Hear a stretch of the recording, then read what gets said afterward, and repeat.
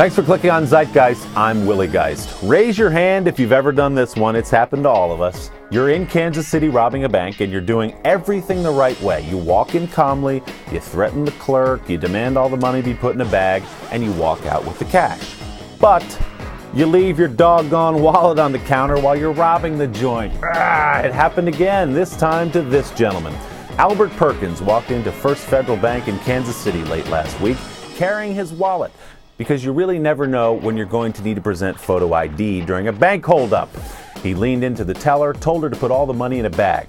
As she handed him the plastic sack holding $31,000, he put down his wallet to accept it and then walked out with the loot.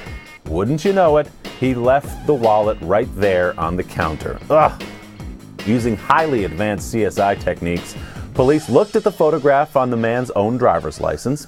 They studied his home address. They found him and then arrested him that day.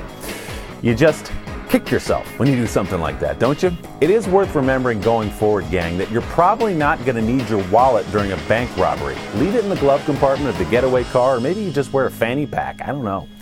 As you know, our mission here at Zeitgeist is to bring you all the news you cannot use. So, staying true to that promise today, we bring you a roundup of utterly useless and completely gratuitous implosion video.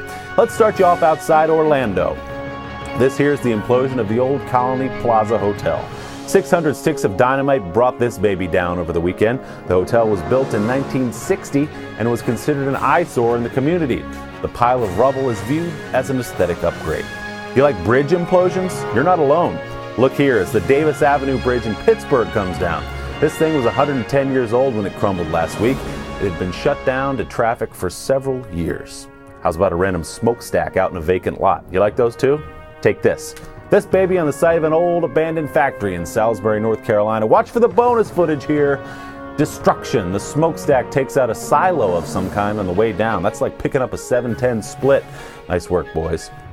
You know, we celebrate successful implosions like those, but we're also mindful that not all implosions end so peacefully. Sometimes they end in confusion and even tears. It was cold that day, as I recall. The ground was blanket. We only have one camera, remember? One camera. It was cold that day, as I recall. The ground was blanketed in beautiful white snow. We'd all gathered to say a reluctant goodbye to the old Zip Feed Tower in Sioux Falls, South Dakota. It was like bidding farewell to an old friend. No one wanted to do it, but we knew the feed tower had to move on, and maybe we did too. As we held our neighbors just a little bit closer than we usually do, awaiting that final implosion, a funny thing happened. Turns out the stubborn old feed mill, he wasn't quite ready to leave.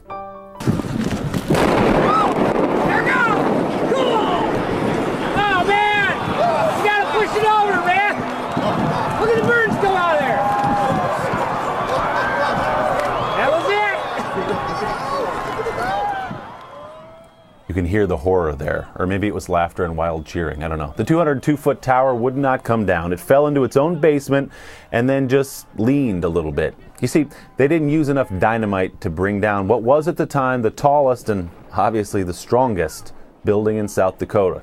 The Zip Feed Tower was later demolished with a wrecking ball. Zip Feed Mill Tower today, we remember your example. That's Zeitgeist for today.